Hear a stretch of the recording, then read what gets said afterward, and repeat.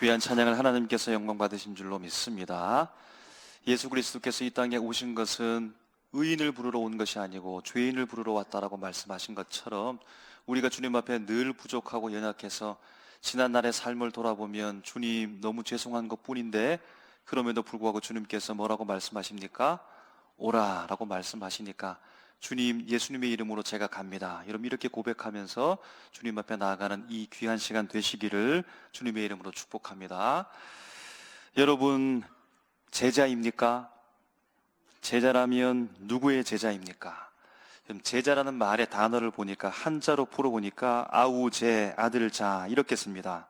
그럼 여기에서 아우제라고 하는 말을 보니까 순서가 낮은 사람, 윗사람을 따르는 사람, 그러니까 아래쪽에 밑에 있으니까 위를 바라보게 되어지고 윗사람을 따르는 자가 바로 아우제, 아우라는 겁니다. 그럼 그런 의미를 가지고 있고 아들자라고 하는 의미는 아들이라는 의미보다는 사람, 후계자, 젊은이라고 하는 뜻을 가지고 있습니다. 그래서 이 두 말이 합쳐져서 여러분 아랫사람이 윗사람을 따른다, 스승을 따르는 젊은이, 가르침을 받는 사람, 그렇게 해서 여러분 제자가 되어주고 그 위에는 스승이 된다라고 볼 수 있겠습니다. 그럼 제자의 개념에 대해서 서양의 개념과 동양의 개념이 있는데 이런 비슷하게 중첩되는 부분들을 발견하게 됩니다. 그럼 서양에서 고대 철학 플라톤의 스승이 바로 소크라테스죠. 이런 플라톤은 스승의 사상뿐만 아니라 삶의 방식까지 영향을 받았다고 합니다. 동양에서 공자는요, 공자의 제자들이 단지 공자 스승의 유교 사상만 익히는 수준에 머물렀던 것이 아니라 인격적인 수양과 지식의 생활 일체화를 추구했다는 겁니다. 여러분 그러니까 제자가 된다라고 하는 것은 단순히 지식적 축척에 머물러 있었던 것이 아니고 스승의 인생과 함께 하는 것이죠. 그 곧 스승의 삶을 따라가는 관계를 맺는 제자가 되는 것이 제자됨이었다라는 겁니다. 여러분 이와 같이 제자가 된다라고 하는 것은 기본적으로 스승을 따르는 것이며 스승으로부터 배우는데 그 배움에는 지식에만 머물러 있는 것이 아니라 스승의 삶의 태도와 그의 철학과 그의 가치관까지 함께 배우는 것이 바로 제자됨이라 말할 수 있겠다라는 겁니다. 그러면 여러분은 제자입니까? 제자라면 누구의 제자입니까? 그럼 오늘 본문 말씀에 보게 되어지면 제자가 등장하는데요, 제자의 숫자가 12명이라고 할 수 있겠고 사실은 한 명이 빠졌다라고 볼 수 있겠습니다. 12명, 이 11명의 제자는 예수님의 제자이죠. 그럼 조금 전에 우리가 제자는 어떤 존재인가, 제자됨이라고 하는 것은 어떤 의미를 가지고 있는가라고 하는 의미로 살펴보게 되어질 때 12명, 이 11명의 제자는 곧 제자됨의 모습을 여러분 가지고 있을까요? 여러분 이들은 살펴보니까 스승 되신 예수님의 부름을 받았고 그 부르심에 즉각적으로 응답하였다라고 볼 수 있겠습니다. 그럼 마태복음 4장 19절부터 20절 말씀에 보면 우리 함께 볼까요? 시작. 말씀하시되 나를 따라오라 내가 너희를 사람을 낚는 어부가 되게 하리라 하시니 그들이 곧 그물을 버려두고 예수를 따르니라. 아멘. 그럼 제자라고 하는 사람은 낮은 위치에 서 있고 윗사람을 바라보게 되어지는데 그 윗사람이 스승인 것이고 그 스승이 제자를 따라오라 곧 먼저 불렀다는 겁니다. 부르심에 응답함으로 말미암아 자기의 삶을 다 12명의 제자가 내려놓고 예수님을 따랐으니 그들이 제자가 맞지요? 그럼 이들은 스승의 삶을 매우 가까이에서 지켜보고 배웠다라고 할 수 있겠습니다. 여러분 그러므로 말미암아 삶으로 예수 그리스도의 삶, 스승의 삶을 체득했다라고 볼 수 있는 겁니다.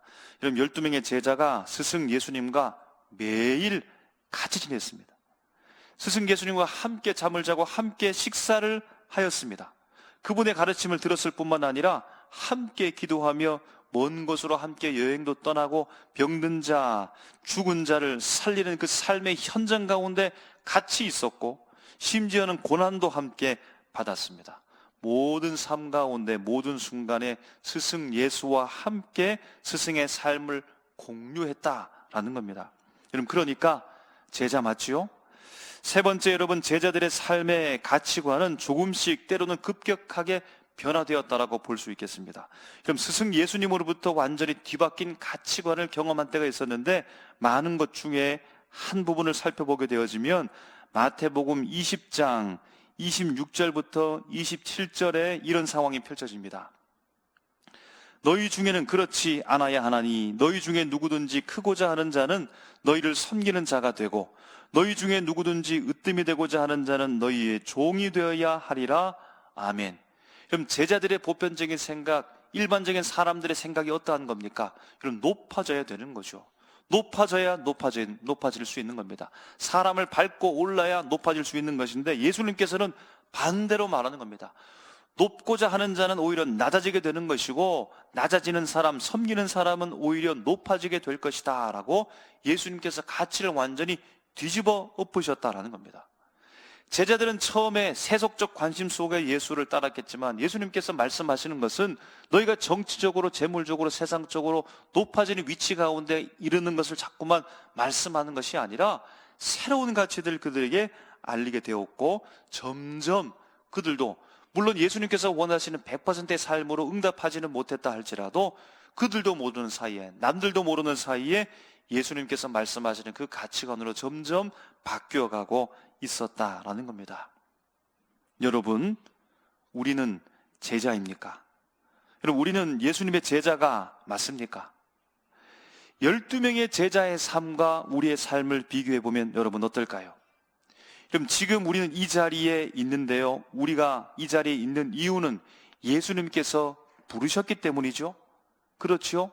주님께서 부르지 않았다면 여러분 이 자리에 있을 수가 없는 것이죠. 바쁜 와중에도 우리의 일상을 접어두고서 신앙을 할애해서 주님 앞에 지금 우리가 예배드리고 있으니까 주님의 부르심에 응답함으로 온 것이 맞으니까 우리도 12명의 제자처럼 여러분 제자가 맞지요?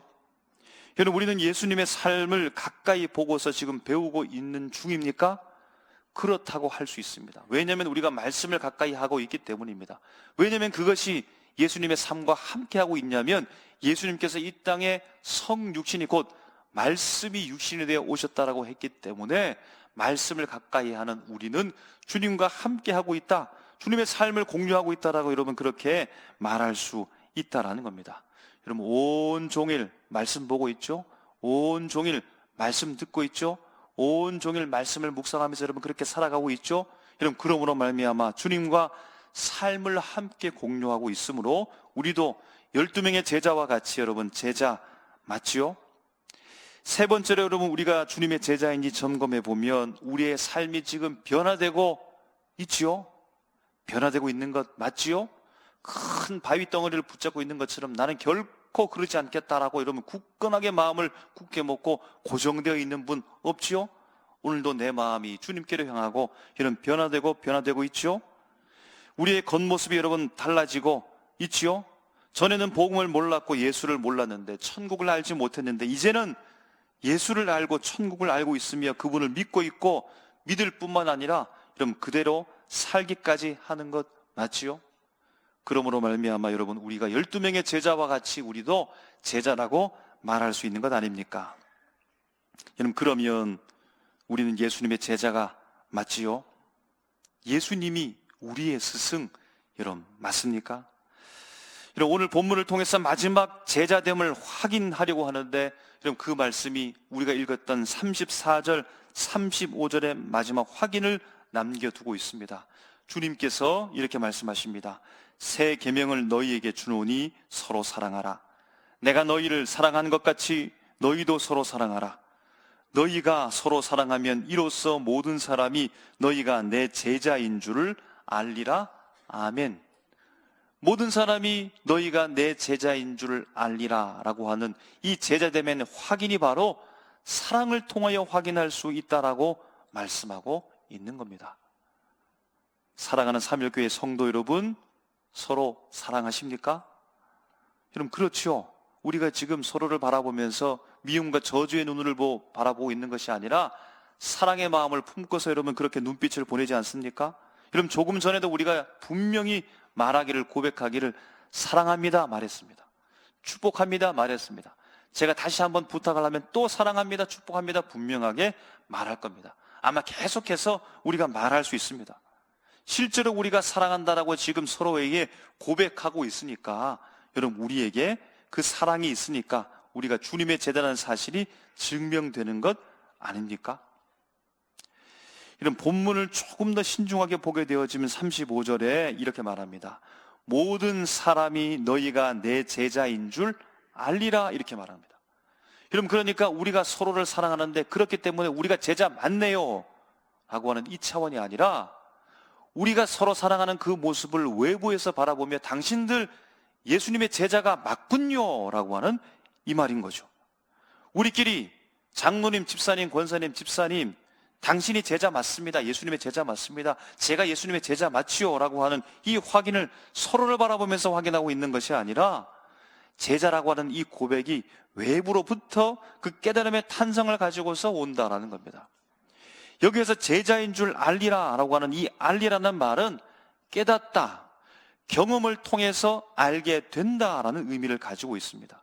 그럼 다른 사람이 우리를 바라보며, 혹 우리와 접촉하면서 우리와 대화를 하며, 혹은 멀찍이서 우리를 바라보면서 깨달음의 탄성, 아하, 당신들이 예수님의 제자 맞군요, 삼일교회 성도님들이 예수님의 제자 맞군요, 여러분, 이렇게 말한다는 겁니다. 다른 사람들이 우리와 함께 지내다가 우리가 예수의 제자임을 깨닫고 있음을 그들이 고백하고 있는 소리를 여러분 듣고 있습니까? 당신이 예수님의 제자입니다라고 하는 이 깨달음의 탄성의 소리가 외부로부터 지금 우리에게 들려오고 있느냐라는 겁니다. 여러분, 세상 사람들은 우리를, 곧 한국 교회와 성도들을 어떻게 바라보고 있을까요? 어떻게 인식하고 있을까요? 한국 기독교 사회 문제연구원과 목회 데이터 연구소 등에서 조사한 바에 따르면 일반 대중 중 대다수는 개신교에 대해서 첫 번째, 이기적, 폐쇄적, 권위적, 물질적이라고 인상을 갖는다고 합니다. 두 번째, 사랑, 섬김, 정직, 희생 등의 키워드는 불일치하거나 드물게 연결되어 있다고 본다고 합니다. 세 번째, 자기들끼리만 모이고 일반 사회와 단절되어 있다고 하는 생각을 갖는다고 합니다. 마지막 네 번째, 교회 다닌다고 해서 삶의 태도가 더 나아 보이지 않거나, 또는 교회 다니는 사람들이 말하는 사랑과 기독교인의 삶은 일치되지 않는 것처럼 보인다라는 겁니다. 물론 긍정적인 평가도 있겠으나 부정적인 시선과 무관심의 태도가 더 많다라고 하는 것도 우리가 받아들일 수밖에 없다라는 겁니다. 여러분, 무엇이 모자라는 걸까요? 무엇이 잘못된 것일까요? 무엇이 더 필요한 것일까요? 시간과 양을 따져보면 우리가 교회 생활을 얼마나 많이 하고 있습니까? 신앙생활을 얼마나 굉장히 많은 시간을 공을 들여서 우리가 투자하고 있는 겁니까? 또 하나는 우리가 성도끼리 만나서 만날 때마다 사랑합니다, 축복합니다, 이러면 얼마나 그렇게 말을 많이 하고 있습니까? 그런데 도대체 무엇이 모자라서, 무엇이 더 부족해서, 무엇이 필요하길래 외부로부터 우리를 향하여 그 좋은 평가들이 없느냐라고 하는 겁니다. 분명히 예수님께서 너희가 서로 사랑하면 모든 사람들이 너희를 바라볼 때 너희가 예수님의 제자가 맞다, 그렇게 알게 된다라고 분명히 말씀했는데, 여러분, 왜 그 말들이 잘 실현되지 않는가요? 이런 본문을 좀 더 천천히 자세히 보게 되어지면 34절에 예수님께서 제자들에게 말씀합니다. 너희가 서로 사랑하라. 어떻게 사랑하는 것입니까? 내가 너희를 사랑한 것 같이 너희가 서로 사랑하라, 이 말입니다. 여러분, 사랑하는 것도 중요한데 그 사랑의 방법과 내용이 더 중요하다는 겁니다. 사랑했는데요, 사랑한다고 고백했는데요, 사랑한다고 수없이 많은 말로 축복했는데요, 여러분, 그것보다 더 중요한 것은 예수님께서 제자들을 사랑했던 그 사랑으로 서로 사랑하라 라고 하는 이 말이 핵심이라는 겁니다. 이런 문제가 문제인데 무엇입니까? 예수님이 제자를 사랑하는 표현과 방식이 수없이 많다는 겁니다. 지금 공생애 가운데 그가 보였던 행동이 다 제자들을 향한 사랑의 행동이었는데, 그러면 어떻게 우리가 정의를 내려야겠습니까? 여러분, 그렇기 때문에 더더욱 오늘 제자와 예수님의 특별한 상황을 바라보아야 된다는 겁니다.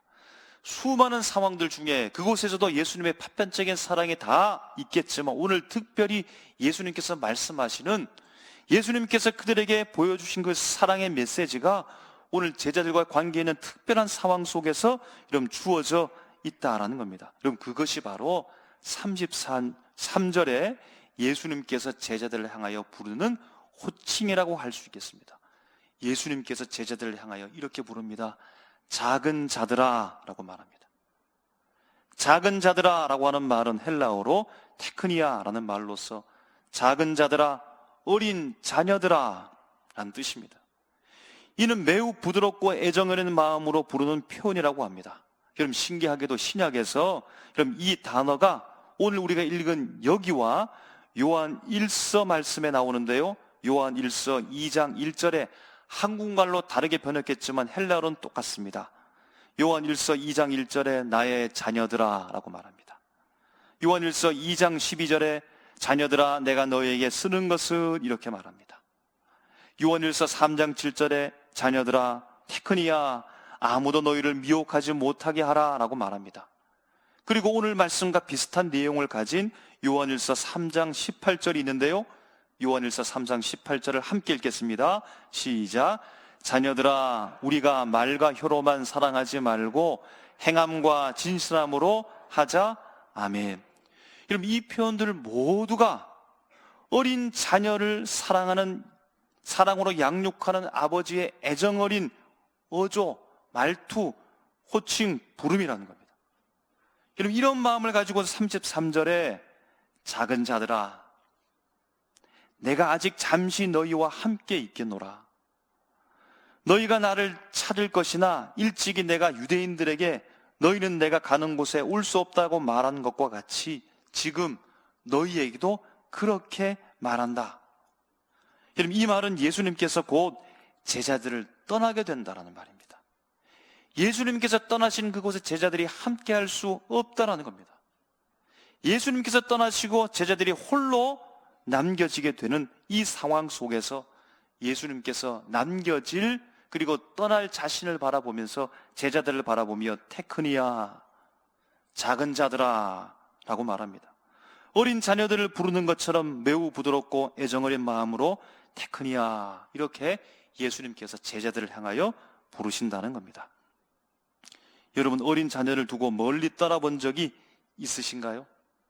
출장 간 적, 어떤 일 때문에 떠난 적, 아빠 갔다 올게, 엄마랑 함께 있어라, 형하고 동생하고 싸우지 말고 잘 있어라. 그럼 스승 되신 예수님이 이제 죽음의 길로 가는 겁니다. 죽음의 길로 제자들은 따라오지 못하지만 예수 그리스도께서 죽음의 길로 감으로 말미암아 제자들은 죽음의 위협 가운데 놓여 있고, 그 자리에 항상 함께 있었던 예수님 스승이 없게 되는 겁니다.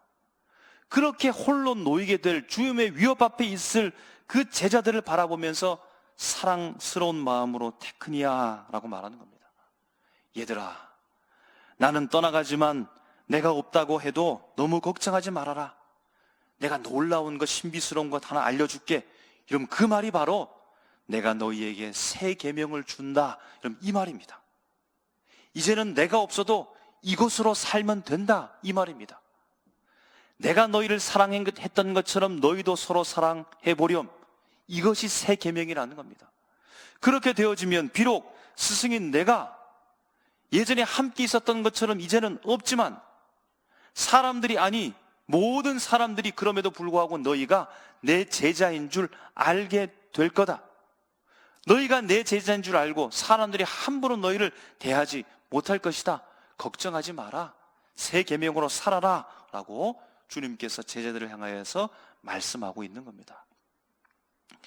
육체적이고 낭만적인 사랑인 에로스, 우정과 형제 사랑을 말하는 필리아, 가족 간의 자연적 사랑인 스토르게, 무조건적 희생적인 사랑인 아가페. 여러분, 사랑의 종류가 많이 있지만 다 통하는 것이 있죠. 스승 예수 그리스도께서 제자들을 향하여 사랑하시는 그 사랑은 어떤 사랑입니까? 이전에 한 번도 들어보지 못했고 경험하지도 못했던 아주 생소한 사랑을, 여러분, 그 사랑만 사랑하는 것이 아니라 어린 자녀들을 돌보는 아버지의 마음으로 사랑했다라는 겁니다. 그러므로 예수님께서 내가 너희를 사랑한 것처럼 너희도 서로 사랑하라는 말은 아버지의 마음으로, 애틋한 마음으로, 어린 자녀를 바라보는 마음으로 너희들 그렇게 사랑하라는 겁니다. 스승인 예수님께서 내가 너희를 사랑하는 것은 어린 자녀를 바라보듯 애절하고 애틋한 아버지의 마음으로 사랑했다. 스승인 예수님이 떠나간 후 제자들끼리 서로 사랑한다라고 하는 것은 바로 어린 자녀들을 바라보는 아버지의 마음으로, 간절하게 애절한 마음으로, 애틋한 마음으로 서로를 바라보면서 그렇게 사랑하라는 겁니다. 이런, 그리고 그 사랑하는 것을 보게 되어지면 사람들이, 아니 모든 사람들이, 아니 저 사람들 예수님의 제자 맞네, 저렇게 사랑하는 거 보니까 분명히 예수님의 제자들 맞다라고, 그렇게 그들이 고백하게 될 것이다라는 말입니다. 그럼 신약 성경에 나오는 사도 바울, 그의 제자 디모데, 스승과 제자의 관계입니다. 여러분, 그런데 성경에서는 사도 바울이 디모데를 향해서 어떻게 말하고 있는 겁니까?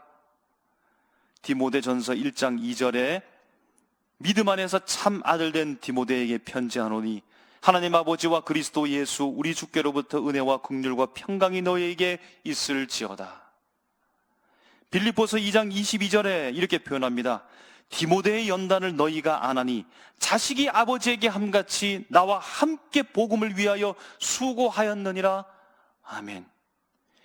바울이 선교 여행을 통해서 만났던 이 젊은 어린 디모데, 자기의 제자가 되었지만 자기 자녀처럼 품고 그 어린 디모데를 바라보면서 꾸짖고 야단만 친 것이 아니라 품어주고 안아주면서 믿어주고 그를 양육하면서 하나님의 사람으로 성장케 했으며, 마침내 디모데가 점점 자라서 지도자가 되었을 때 바울은 기꺼이 자신의 자리를 내어주었고 사명을 감당하게 했으며, 디모데는 훗날 교회의 지도자가 되어져서 아버지와 같은 스승 바울처럼 성도를 아버지의 마음으로 자녀를 대하듯 부드럽게 인내하면서 목회자의 사명을 감당했음을 우리가 말씀을 통해 알 수 있습니다.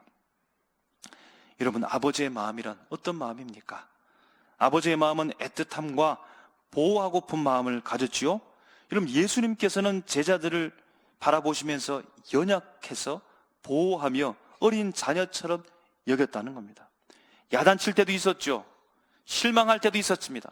그럼에도 불구하고 그들을 포기해줬던 이유는 무엇입니까? 아버지의 마음으로 보았기 때문입니다. 아버지의 따뜻한 마음으로 그 연약함까지 품었다라는 겁니다. 여러분, 믿음이 약한 사람이 있습니다. 갓 신앙생활을 시작하시는 분들이 있습니다. 때로는 성도님들이 실수합니다. 잘못된 일을 하기도 합니다. 여러분, 그때 날카롭게 이런 비판하기보다는 보호하고 품으려고 하는 마음이 필요합니다. 여러분, 요즘 시대에 흑과 백밖에 없죠. 맞고 틀림밖에 없죠. 손가락질밖에 남지 않았죠. 적이고 아군밖에 없고 중간지대는 없으며 서로를 비방하는 밖에 없습니다. 진리에 대해서 다 흐려졌고 내가 맞으면 다 맞고 틀린 것을 바라보지 못하고 옳은 것을 옳게 바라보지 못하는 이런 이 시대 속에 있다라고 볼 수 있겠습니다. 그냥 날카롭게 비판하고 여러분, 그렇게 잘못됐다고 말하는 것이 여러분 그 공동체를 살려내겠습니까? 보호하고 품는 마음을 가지라는 겁니다. 그럼 교회는 무엇입니까? 정답만을 요구하는 곳이 아니라 사람을 품는 곳입니다. 예수님께서 작은 자들아 이렇게 말했던 것처럼 우리가 서로를 그렇게 바라보아야 된다는 겁니다. 여러분, 아버지의 마음은 어떠할까요? 앞서 가시면서 길을 여시는 보호자의 마음이 아버지의 마음인 겁니다. 여러분, 앞서 가신다라고 하는 것은 단절한다는 것이 아니라 위험했기 때문에, 위험한 곳이기 때문에 먼저 간다는 겁니다. 여러분, 우리가 자녀와 함께 불숲을 헤쳐갈 때 자녀를 앞세우던가요? 네가 앞에 가서 다 저 불숲들을 다 헤치고 나가라 말합니까? 너는 내 뒤만 따라와라. 내 뒤만 따라와라. 내가 앞서 가겠다. 아빠가 간 그 발자국만 밟고 와라. 이렇게 말하지 않습니까? 어린 자녀만 남겨두었다고 해서 여러분, 그것이 단절입니까? 단절이 아니죠. 함께 보듬고 먼저 앞장서 나가서 따라올 수 있도록 안전한 길을 만드는 희생의 사랑의 모습인 겁니다. 여러분, 그러므로 교회 안에서 선배 신앙인이 먼저 앞서십시오. 지도자 된 분이 희생하십시오. 따라오라고 앞서 가십시오. 험한 길을 먼저 가십시오. 여러분, 아직 믿음의 분량이 안 됐다고 해서 아이고 따라오지 못하네 단절하는 그런 마음을 절대로 가지지 마십시오. 따라올 수 있도록 손잡고 내가 먼저 가서 안전한 길을 여러분 만들어야 되는 겁니다. 수고와 희생은 선배 신앙인이 먼저 해야 되는 겁니다. 다른 이들을 위해서 길을 트고 보호막이 되어 주십시오. 여러분, 아버지의 마음은 유산처럼 남기고 당부하는 말입니다. 예수님께서 마지막 죽음의 운명 가운데 놓였을 때 제자들을 향하여서 이런 당부한 것이 무엇입니까? 남긴 유산, 유언이 무엇입니까? 그것이 새 계명인 겁니다. 나는 떠나지만 예수 그리스도께서 남기신 그들이 이제 무엇으로 산다는 겁니까? 너희가 내가 남긴, 내가 보여준, 내가 했던 그것 바로 새 계명으로 살아가면 된다. 그것이 바로 나의 빈자리를 채울 것이고 내가 없다고 해서 걱정하고 염려하지 마라. 내가 남긴 이 새 계명, 이 유언, 이 유산을 가지고 살아가면 세상의 모든 사람들이 예수님의 제자라고 사람들이 다 존경하면서 그렇게 감탄하게 될 것이다 라고 말씀하며 유산과 유언과 당부를 남기고 있다라는 겁니다. 여러분, 교회는 프로그램이 아닙니다. 어설픈 프로그램 속에서도 남겨진 유산이 있어야 되는 겁니다. 사랑으로 살아가는 공동체입니다. 예수님께서 유산을 남겼듯이 여러분, 선배님께서 남기신 우리 교회의 유산이 무엇입니까? 유언이 무엇입니까? 선배는 다 떠나가도 그것으로 살면 선배의 정신을 가지고 살아갈 수 있는 그런 유산이 무엇입니까? 예수님께서 우리에게 남기신 그 유산이 바로 서로 사랑하라, 서로 사랑하는 삶의 방식을 우리에게 주셨다라는 겁니다. 사랑하는 삼일교회 성도 여러분, 스승 되신 예수님처럼 테크니야, 작은 자들아, 그럼 그렇게 서로를 바라보시면서 아버지의 마음으로 돌보고 잘 가르쳐서 스승과 같은 그런 제자들을 양육하며 세상으로부터 예수님의 제자가 맞다라고 하는 그 탄생의 놀라운 기쁨의 소식을 들을 수 있는, 그 소리가 우리 교회 안까지 들려올 수 있는 그런 사명을 감당하는 우리 교회 모든 성도 한 사람 한 사람 다 되시기를 주님의 이름으로 축복합니다. 기도하겠습니다.